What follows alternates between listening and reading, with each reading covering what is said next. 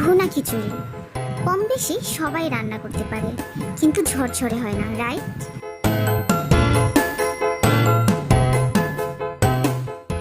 আজ আপনাদের তৈরি করে দেখাবো খুবই সহজভাবে মসুর ডাল দিয়ে ভুনা খিচুড়ি।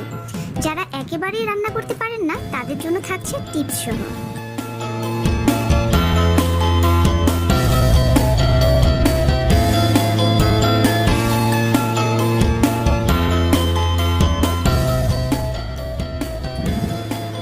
ভুনা খিচুড়ি তৈরি করার জন্য একটি পাত্রে নিয়ে নিচ্ছি 1.5 কাপ পরিমাণ পোলাওয়ের চাল। এখন দিয়ে দিচ্ছি 1 কাপ পরিমাণ মসুর ডাল। ডালটা বেশি দিলেই আসলে খিচুড়িটা খেতে ভালো লাগে। এখন খুব ভালোভাবে পানি দিয়ে ধুয়ে নেব। আমি ততক্ষণ পর্যন্ত ধুয়েছি যতক্ষণ পর্যন্ত না ঘোলা পানিটা স্বচ্ছ দেখায়। দেখুন পানি একদম স্বচ্ছ। এখন পানি ঝরিয়ে নেব। রান্না করার 30 মিনিট আগে ধুয়ে পানি ঝরিয়ে নিলে চালটা ঝরঝরে হয়ে যায়, আর এতে করে খিচুড়িটাও ঝরঝরে হয়। একটি পাত্রে 1/4 কাপ তেল দিয়ে দিচ্ছি।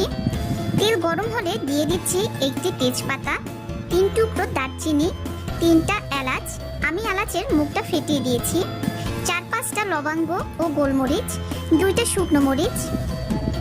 এখন মশলাগুলোকে মিনিটখানেক ভেজে নেব।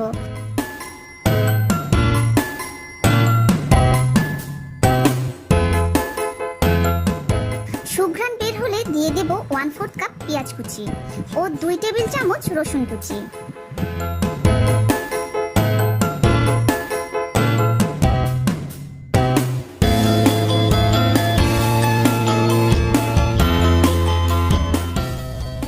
লাল হতে শুরু করেছে, এখন দিয়ে দিচ্ছি 1 চা চামচ আদা বাটা। আদা বাটা মশলার সাথে মিশিয়ে নিচ্ছি।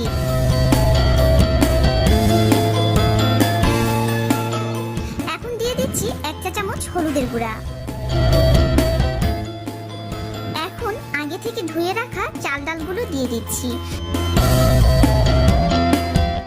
ভালোভাবে ভেজে নিতে হবে। যত ভালো ভাজা হবে খিচুড়ি ততই ঝরঝরে হবে।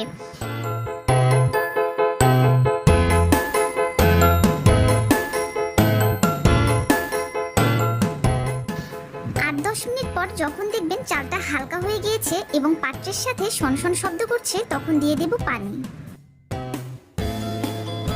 যে কাপ দিয়ে চাল ডাল মেপেছি সে কাপ দিয়ে পানি দিব।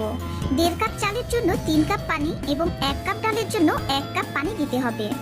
আমি মোট 4 কাপ পানি দিয়ে দিচ্ছি।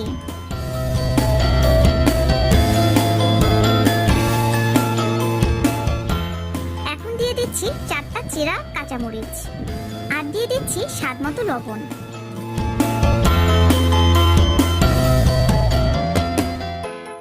এখন একটু নেড়ে ঢাকনা দিয়ে ঢেকে দিচ্ছি। এই পর্যায়ে চুলার আঁচটা মিডিয়াম টু হাই করে দিব। মিডিয়াম টু হাই হিটে রান্না করব 5 মিনিট। 5 মিনিট পর ফিরে এসেছি। দেখুন পানিটা প্রায় শুকিয়ে গিয়েছে। এখন নেড়ে দিচ্ছি। এই পর্যায়ে চুলার আঁচটা একদম কমিয়ে দেব। এভাবে রান্না করব 10 মিনিট। খিচুড়ি কিন্তু খুব বেশি নাড়াচাড়া করা যাবে না। 10 মিনিট হয়ে গিয়েছে। দেখেই বোঝা যাচ্ছে খিচুড়িটা কতটা ঝরঝরে হয়েছে। এখন দিয়ে দিচ্ছি 2 টেবিল চামচ ঘি। চুলাটা বন্ধ করে দিচ্ছি। ঢাকনা দিয়ে ঢেকে দিব 5 মিনিট। এই 5 মিনিটে ঘিয়ের ঘ্রাণটা ছড়িয়ে যাবে। আমি আপনাদের দেখানোর জন্য খিচুড়িটা গরম গরম পরিবেশন করছি। দেখুন গরম অবস্থাতেই খিচুড়িটা কতটা ঝরঝরে। আমার রেসিপিটি যদি হুবহু ফলো করে রান্না করেন তাহলে খিচুড়ি যেমন হবে ঝরঝরে, ঠিক তেমনি হবে সুস্বাদু। এভাবে বাসায় রান্না করে জানাবেন খেতে কেমন হলো।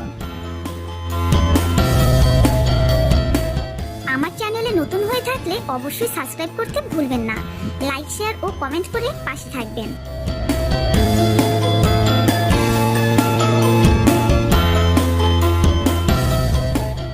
সুস্থ থাকবেন, ভালো থাকবেন।